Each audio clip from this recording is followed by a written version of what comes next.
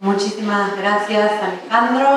Bueno, a continuación le damos la palabra a Zoe Anastasakis, que es de la Universidad Estadual de Río de Janeiro, y su ponencia se titula Diseño y Antropología en Correspondencia, confluencias entre la vida y la investigación a partir del Laboratorio de Diseño y Antropología de la ESDI, também de sua universidade, a Universidade Estadual de Rio de Janeiro.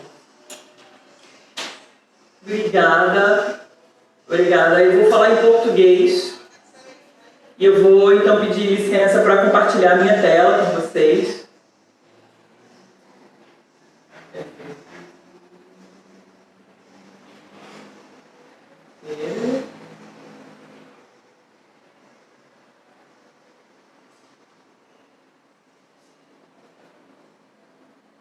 Vocês veem? Sim. Tá. Eu vou aqui só anotar o meu tempo.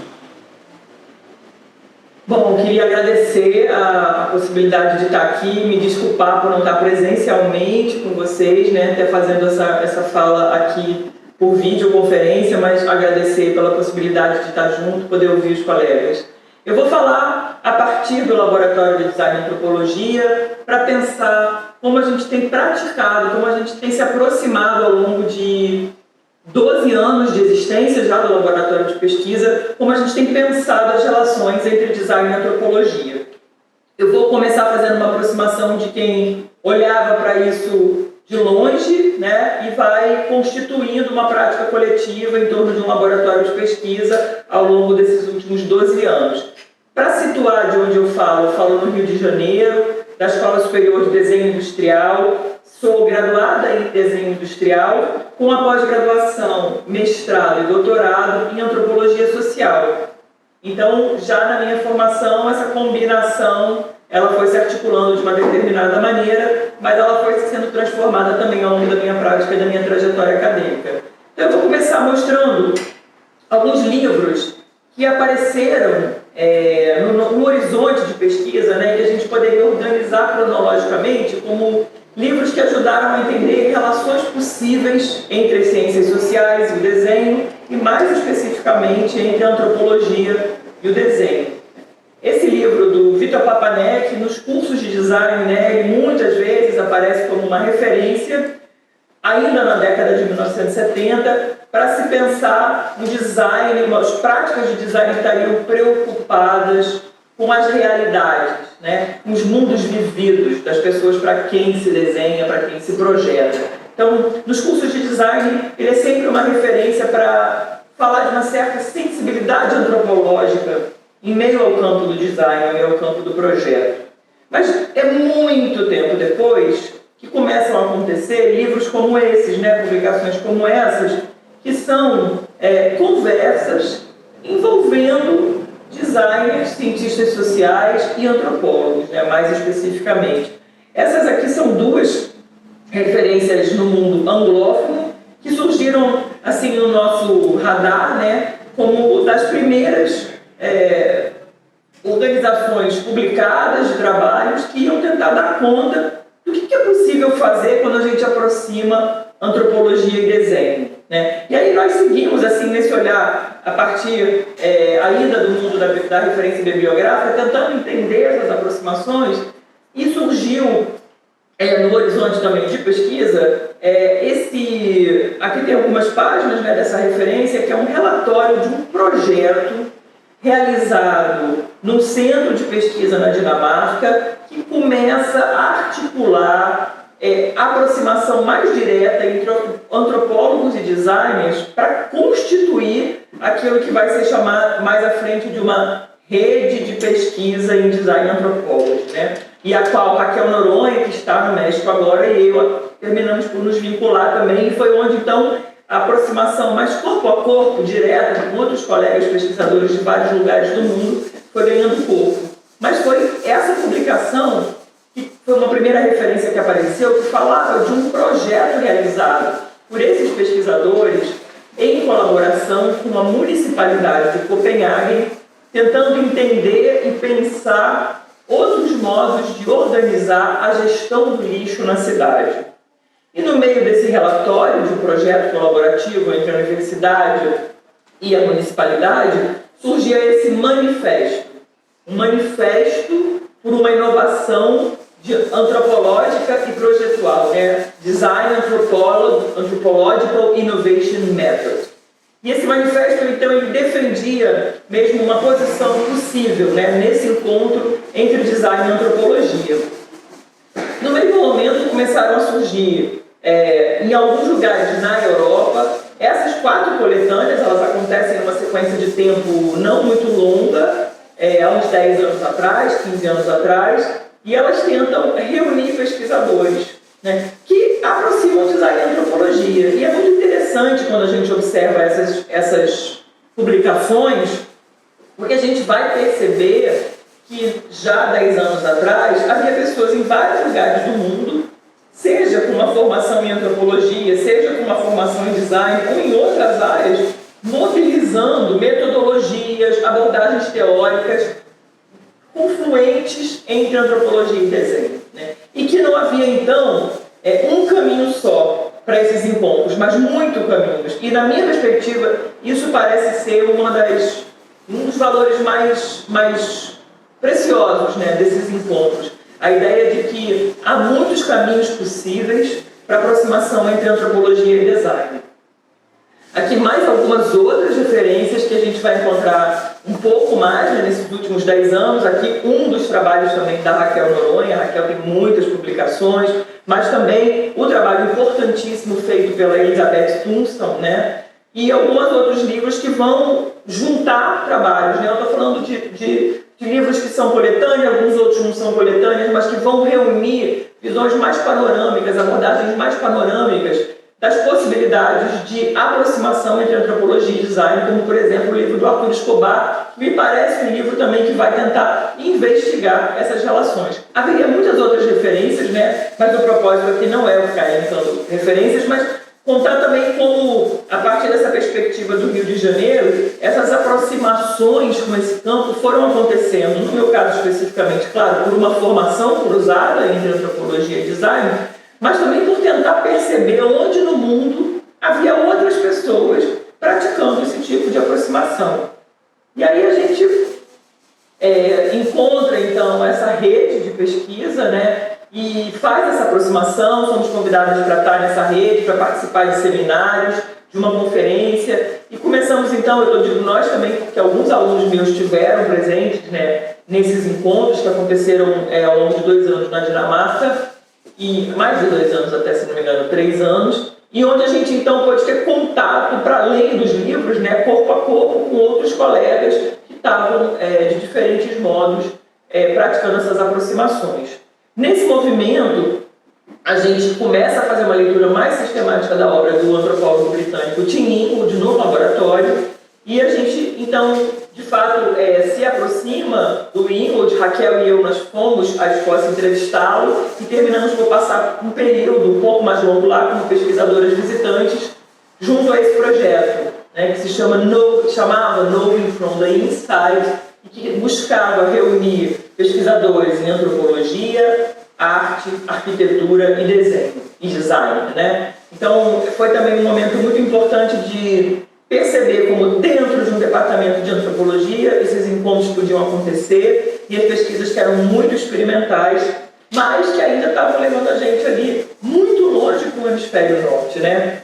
Então eu fico pensando que se haveria um vetor, né, que seria a antropologia, um outro vetor que seria o design, a gente poderia encontrar que lugar seria esse. Não seria o lugar dessa linha preta ao centro da imagem, né, de uma fissura que separa, mas sobretudo dessa esfera, dessa bola laranja amarelada que eu desenhei no centro aqui, né, mas que ela é um território que se expande. A gente poderia até pensar que é um território também que se funde, né, com aquilo que seria o fundo branco, que ele não tem, na verdade, nem limites.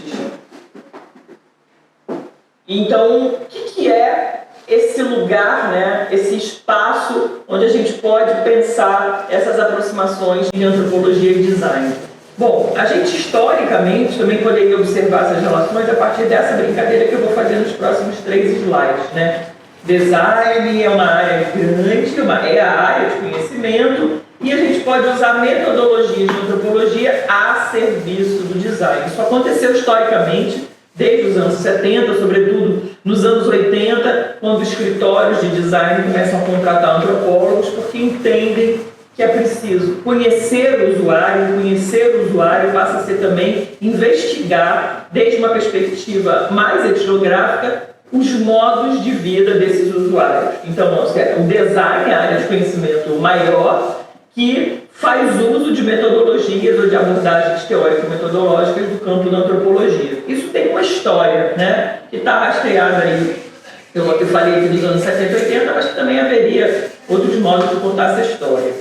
Uma outra perspectiva para pensar essas aproximações é como eu mesma estudei na pós-graduação, né? Eu era uma estudante de antropologia e o meu objeto de pesquisa era design, era a história do design no Brasil, né? Então eu era uma antropóloga em formação observando o design, né? Mas desde a perspectiva da antropologia. Isso também tem uma história muito longa.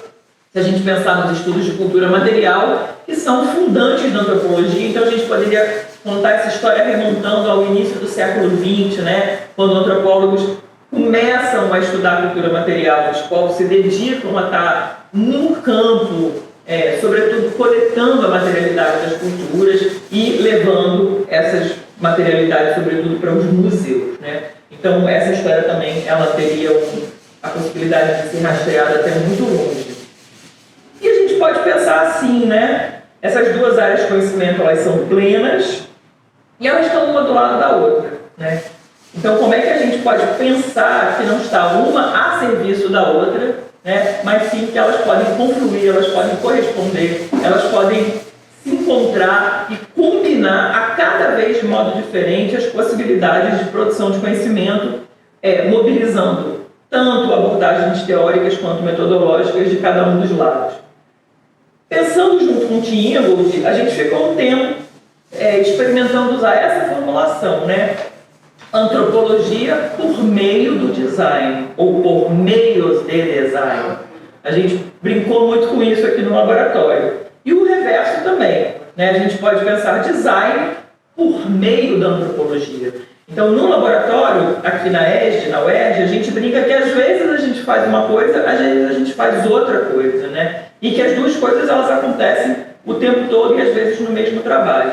Mas a gente também pode pensar, ainda com o Tim Ingold e a Caroline Gatti, design e antropologia como práticas de correspondência. Então, o que é fazer design, o que é fazer antropologia e como a gente pode colocar em correspondência esses modos de produção de conhecimento.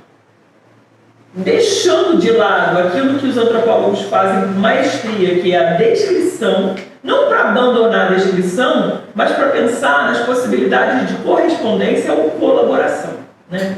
Então, pensar que se a gente desloca essa antropologia para junto do design, corresponder talvez vai ser mais o que a gente vai fazer do que eventualmente descrever as vidas dos outros, né? E aí, pensando da perspectiva do design, a gente não está tanto fazendo projeto, a gente não está tanto projetando, então a gente não trabalha com a projeção, mas a gente passa a trabalhar com a ideia de responsabilidade, de cultivo da nossa habilidade de responder àquilo que se coloca em pesquisa de campo. Ainda para usar a Donna Haraway como referência, ela fala: cultivar a habilidade de resposta é aprender a ficar com os problemas, né? Nós, designers, somos muitas vezes treinados para apresentar soluções, né? E aí, como é que acontece se a gente recusa a ideia de apresentar soluções e a gente se instaura no lugar de eu vou ficar com esse problema e eu vou trabalhar com o compromisso de sustentar que eu preciso habitar esse espaço desse problema, né? E não encaminhar todo mundo para sair do problema na direção de uma solução. Isso passa, segundo também a Ana Tsing, uma outra antropóloga que nós temos lido aqui nos últimos anos, pelo cultivo das artes de notar. Então, se eu abandono a ideia da descrição, eu posso ainda, e devo com muita força, segundo a Ana Tsing, aprender a prestar atenção, aprender a notar aquilo que está acontecendo, né? O que está acontecendo aqui? Como é que eu noto? Como é que eu presto? Como é que eu atento a isso que está acontecendo? E como é que eu respondo aquilo que não foi intencionado no planejamento dos designers, no planejamento dos engenheiros, no planejamento dos arquitetos, né? Então, a Ana Tsing, ela traz para a gente essa formulação que eu acho muito boa para pensar, que é os designs não intencionais. Tudo aquilo que se materializa por meio do projeto de design, mas que não estava intencionado no momento em que o designer desenha aquilo que escapa ao projeto, né? Esses seriam os designs não intencionais. Eu acho que ajuda a gente a pensar esse lugar proveitoso desses encontros entre antropologia e design. A gente pode então pensar nessa perspectiva que design não é solucionar problema, mas é cuidar das coisas que acontecem e talvez manter aquilo que já está, né? Aquilo que é forte, que tem potência, ou aquilo que está ali latente, que eventualmente precisa ser cuidado, precisa ser mantido para que ele possa então florescer. Então tudo isso tem a ver também com aquilo que o Tim Ingold chama de educação da atenção. Então eu estou agora com esses slides aqui convidando um pouco vocês a entrar, né, dentro de alguns dos trabalhos que nós temos lido e que têm sido referências para pensar essa aproximação entre antropologia e design. Talvez ainda pensando com a dona Haraway, design e antropologia pode ser entendido como fazer com ou como uma prática curiosa que vai envolver que a gente treine a nossa imaginação para sair em visita, né? Para ir viver as outras vidas com aquelas outras pessoas que estão ali vivendo, mas com esse compromisso do fazer com, né? De não estar simplesmente observando, mas propondo que a gente pode estar junto, fazendo coisas juntos. Então, algumas outras referências eu vou passar por elas mais rápido, porque eu quero contar um pouquinho para vocês como é que a gente tem praticado essas coisas, né, nos projetos coletivos que a gente tem, alguns projetos coletivos que a gente tem feito no laboratório. Aqui são algumas outras formulações, referências, noções que a gente mobiliza bastante também no laboratório, algumas pensadas por nós, né, como design micelial, como dispositivos de conversação. Então eu vou contar aqui agora algumas das nossas aventuras de pesquisa coletiva, né. Eu coordeno esse laboratório de pesquisa junto com a professora Bárbara Staniek, na Escola Superior de Desenho Industrial, Universidade do Estado do Rio de Janeiro, onde eu me formei também nos anos 90 como bacharel em design.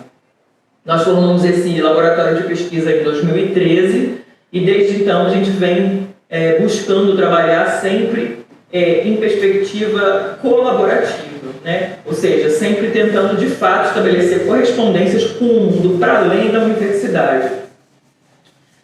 Aqui é o resultado de um mapeamento que nós fizemos esse ano com os nossos estudantes de mestrado e doutorado, tentando, a partir das palavras-chave da pesquisa de cada uma de nós, agrupar essas palavras e entender quais são os temas chaves que emergem hoje no laboratório, né? São duas pranchas, mas algumas palavras: design, memórias, visualidades, ancestralidades, especulações, festas, cidade, antropoceno, território, design e antropologia, assembleias multiespécies, fazeres, design, política e sociedade, cosmopolíticas e tecnopolíticas.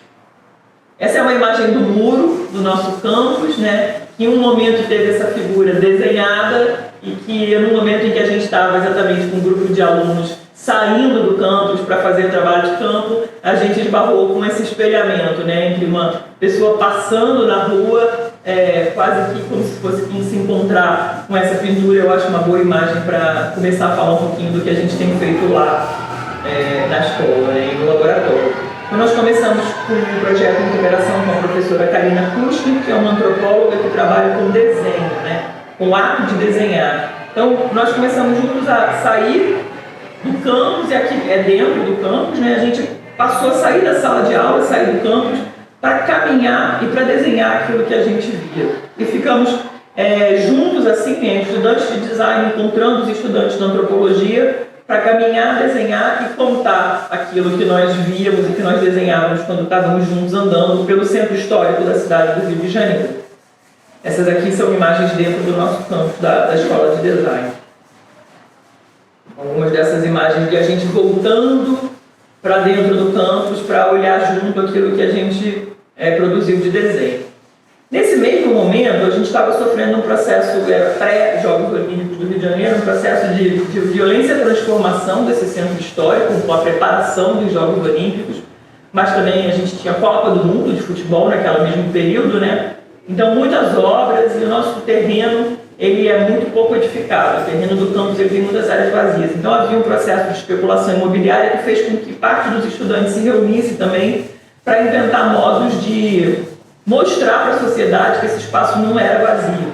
E nesses momentos também, para além da prática estrita do laboratório de pesquisa, a gente viu a comunidade acadêmica mobilizada para pensar de modo bastante colaborativo, né, como é que poderia criar alianças com a municipalidade, né, com outras instituições de ensino e pesquisa que estavam na área, para proteger a posse, a propriedade daquele terreno, que ainda não era propriedade da universidade naquela época. Então também foi um momento muito fértil, que era preocupação de todos na escola, mas que tinha um grupo ali mobilizado e que trouxe para dentro do laboratório também um sentido de urgência, né, de que a gente pode experimentar essas investigações teórico-metodológicas para dar conta de questões que nos afligem, né, agora, né? Então a gente aplicou também muito disso e aplica isso no interessamento das questões que nos afligem mesmo na universidade, na cidade, no nosso entorno, mesmo dentro do campus.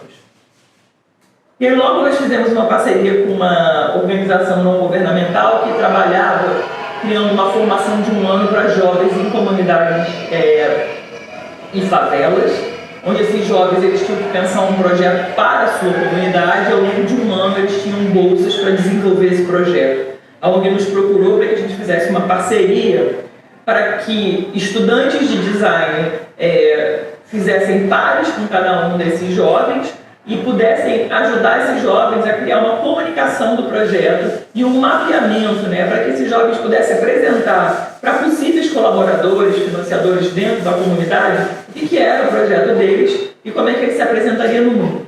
Então a gente passou ao longo de um verão, né, um tempo onde os nossos estudantes iam visitar os jovens nas comunidades, os jovens nas comunidades vinham das comunidades para a escola trabalhar e isso reuniu acho que cerca de 30 jovens nesse intercâmbio que depois culminou em algumas parcerias que se desdobraram para além do tempo do projeto. Nós passamos a organizar um seminário que acontecia fora da universidade e ele aconteceu ao longo de vários anos. Também foi um espaço muito importante porque era um seminário que a gente não defendia que era um seminário acadêmico, né? Era um seminário que acontecia no Centro Carioca de Design, localizado também no Centro Histórico da cidade, onde a gente fazia uma chamada aberta para pessoas que quisessem vir apresentar projetos em torno de um determinado tema. Projetos, pensamentos, não necessariamente projetos, né? A gente tinha um tema anual e foi nesse seminário que a gente conheceu muitas das pessoas que terminaram se vinculando ao laboratório e virando colaboradores que estão conosco aí nesses últimos 10 anos. Então também pensar que a gente precisava expandir, né, o espaço de troca com o mesmo tipo de cuidado acadêmico para fora dos muros da universidade foi um procedimento muito importante para a gente. Então, ocupar a praça, que é a praça em frente ao Centro Carioca de Design. E logo em seguida, então, nós fizemos uma parceria com esse centro que eu tinha mencionado no início, né, em Copenhague, que era o Co-Design Research Center. E ficamos 2 anos, então, em que estudantes dinamarqueses, professores dinamarqueses vieram para o Brasil e nós também fomos algumas vezes para a Dinamarca.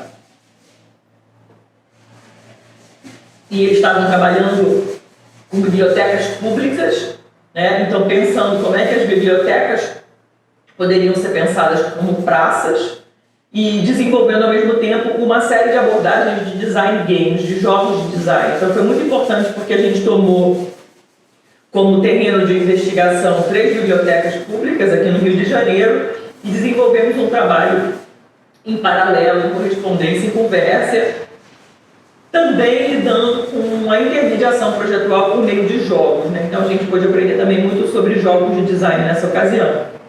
Aqui alguns alunos dinamarqueses e cariocas em visita a uma biblioteca em Copenhague. Aqui uma biblioteca no Rio de Janeiro. Depois nós lá numa conversa no nosso campus. E um dos seminários onde a gente pôde pensar os jogos junto com eles. Raquel Noronha está aqui nessa foto também, à direita.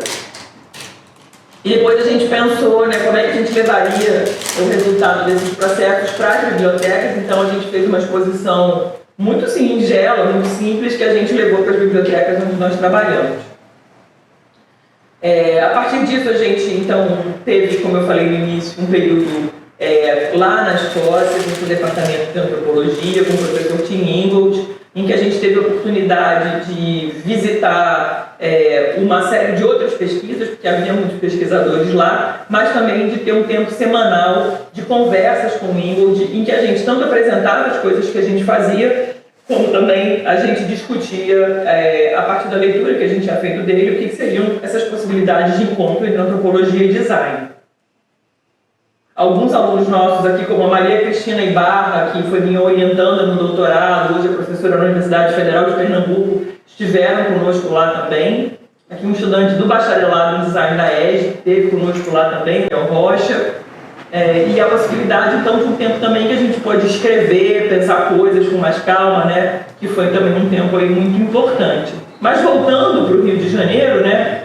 Essa é uma das imagens assim, do nosso encontro periódico de pesquisa. A gente costuma se encontrar com bastante, com um ritmo bastante grande para trabalhar junto e para fazer projetos de modo coletivo, né?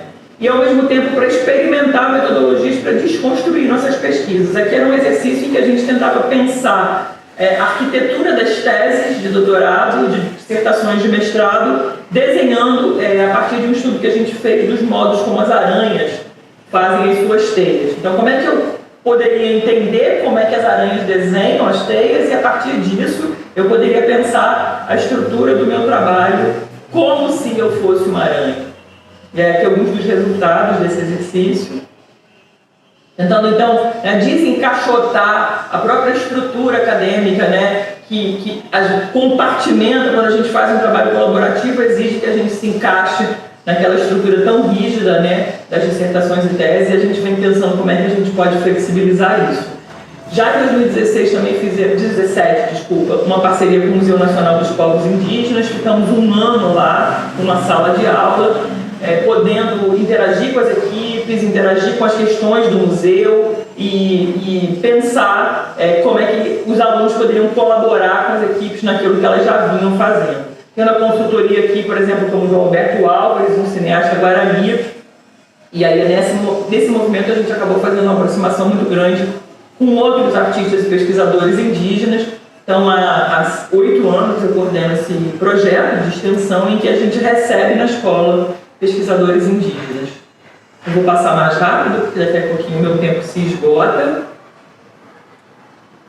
Eu queria contar um pouquinho para vocês aquilo que a gente vem fazendo hoje. Então, aqui são uma série de encontros que a gente vem tendo desde 2017, né, recebendo e conversando com pesquisadores indígenas das mais diversas áreas, com artistas indígenas, alguns deles vindo fazer workshops, palestras, rodas de conversa, vivências, e a gente também, mais recentemente, tem viajado, né? Ano passado fomos numa missão para a Inglaterra, para Portugal, com um grupo de parceiros Banilha e Terena.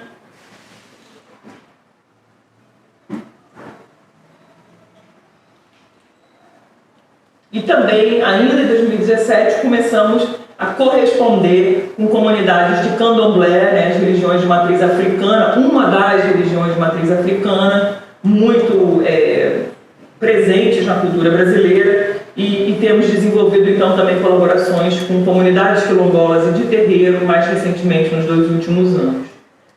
Paralelamente, um grupo de estudantes começou a plantar, né, isso tudo foi acontecendo ao mesmo tempo que o laboratório se estruturava, e começou a plantar uma parte do nosso campus, e isso acabou dando ensejo em um laboratório dentro do laboratório, que a gente chama de espaços verdes, onde alguns estudantes ao longo dos últimos 10 anos vêm se dedicando a entender como plantar, como cuidar da terra, né, num pequeno espaço do nosso campus.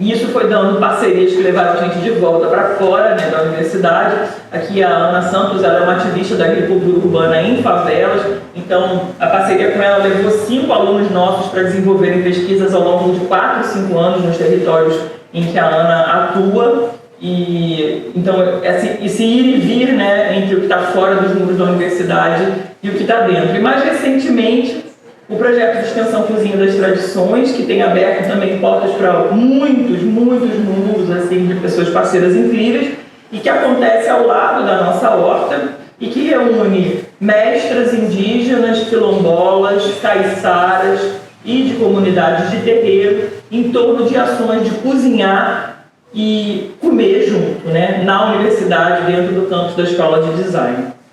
Então vou mostrar também algumas imagens desses encontros que a gente vem tendo nos últimos 2 anos.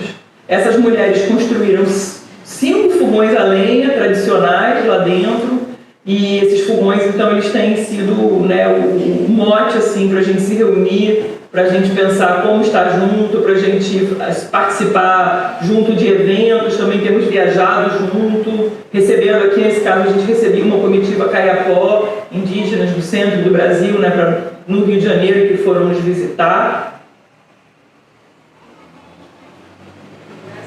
Aqui 2 dos fogões de chão que foram construídos lá na escola.